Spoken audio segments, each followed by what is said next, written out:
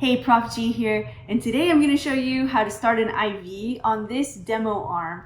So if you want to practice your IV skills and you want to see how I approach starting an IV step by step, this is going to be the video for you, so stay tuned.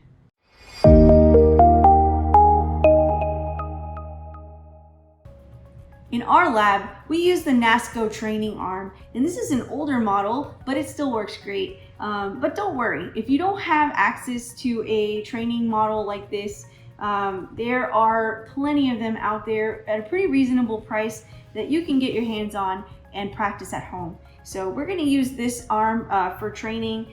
It has the capability to connect artificial blood to it, although I have not done that for this model because this arm has been used quite a bit, and I don't want any leakage of any blood-like materials in this video. I just want to show you a demonstration of how I start IVs. So let's look at the materials that we're going to need for this. Alright, so these are the materials we're going to need to start an IV on our training arm. We'll need the training arm. If you don't have this training arm, that's okay. There are plenty of other ones out there that you can practice with. We're going to need some sort of IV starting pack. So this one, I'm going to open it for us right now. This little IV starting pack is going to have a tourniquet, some medical tape.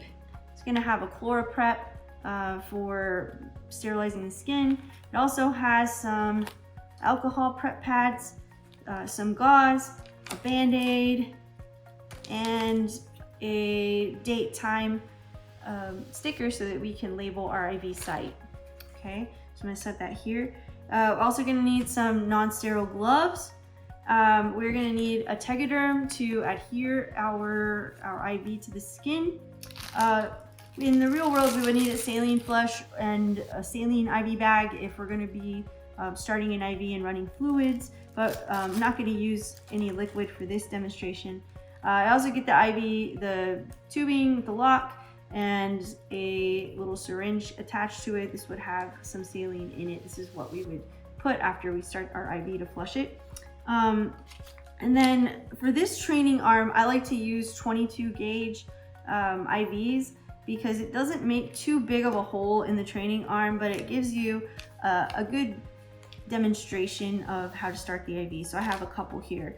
And that is pretty much the materials that we're going to need to practice starting our IVs. So let's go ahead and get started with the procedure.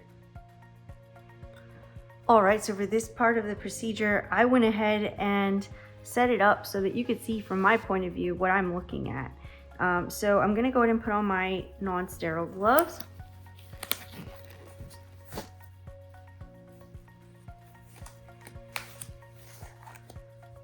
Alright, so after I put on my sterile gloves, I am going to place this tourniquet on, and these arms, you know, it's not connected to any human, so it can be a little bit tricky to place a tourniquet. But basically, I'm going to wrap the tourniquet around the upper arm. I'm going to do a crisscross here. I'm going to pull tight as I can, and I'm going to tuck the tail under. Okay, and I like to tuck the tail out and away. Some tuck the tail kind of coming towards you, and so they can easily pull it. I like it like this because it doesn't get in the way of where I'm going to be placing the IV. So now that I have my tourniquet on, I'm going to prep my field. So I'm going to get an alcohol swab and I'm going to clean. Now this is assuming I've already palpated and I've looked to try to find the best vein possible. The best vein is going to be something that you can feel and something that you can see. Sometimes we're not that lucky and we don't have a vein that we can feel and see, but if we can feel and see it, that is definitely better. What we're feeling for is really kind of a little squishy area that kind of bounces back towards us. And I'd like for y'all to practice palpating veins on yourself because it really is good that you have your own model there at home. So now once you find the vein with your eyes and with your fingers, you're going to clean it. I already did that once, but I'm going to do it again.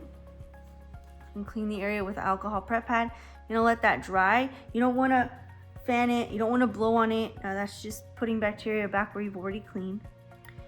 In the meantime, while it's drying, making sure that you have all of the things that you need ready to go. A lot of times I'll kind of pull out a little bit of tape already and kind of stick it to my bed.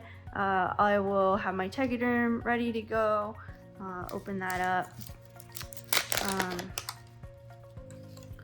I will have my catheter. I'll make sure my saline is prepped in my tube. Have my catheter ready, ready to go. So that is that step. Once that alcohol has dried, then we can actually proceed with starting the IV. All right, so our alcohol has dried. We are going to put a 22 gauge catheter in. So I'm gonna undo my catheter. I like to hold with the thumb and the third finger, with my index finger being used to move the catheter.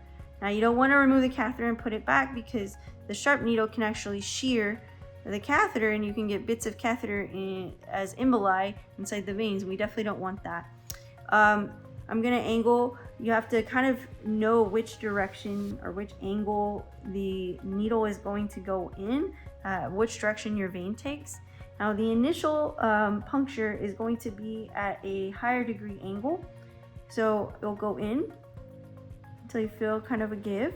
Then you'll see a flash. And in this case, I don't have any solution within my dummy, but you'll see a flash of blood. Once you see the flash of blood, you're gonna flatten out your IV catheter under the skin. You're gonna insert a little further with the needle, and then you're going to thread the catheter with your index finger and remove the needle. Okay, and that's what you'll do. This needle that we have has an automatic needle guard on there. So once we do that, we would remove it. Now, once we put that in and we take this out, we're gonna start bleeding. So you wanna tamponade that area. I failed to do that because I was showing you this cool little needle guard. But once we do that, we're gonna wanna tamponade here. We can release the tourniquet. And then if we wanted to, we can connect this. So you're gonna wanna connect here to there.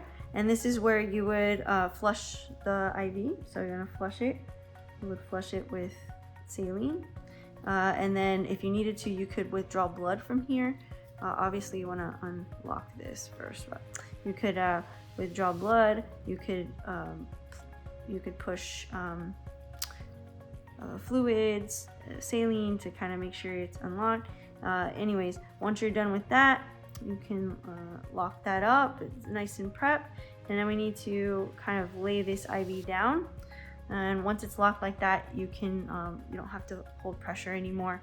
Then what we're gonna do is we're gonna put our Tegaderm on. So on this, you'll see it has kind of a backing here, and then it has this area with the little pointed downward. So what I like to do is kind of lock that in, lock the catheter in like that, place it.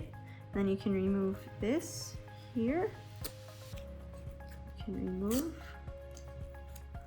All right, and now that that's in place, the last thing that you want to do is secure your tubing. So you can secure it like this. You can put some medical tape on there and just secure it down, and that way it's easy to access. From here, you'll also want to write your date and time if your hospital requires it, so that you know when you did this IVs need to be changed out. And that's about it. That's really all you need to start an IV on this Nasco training arm.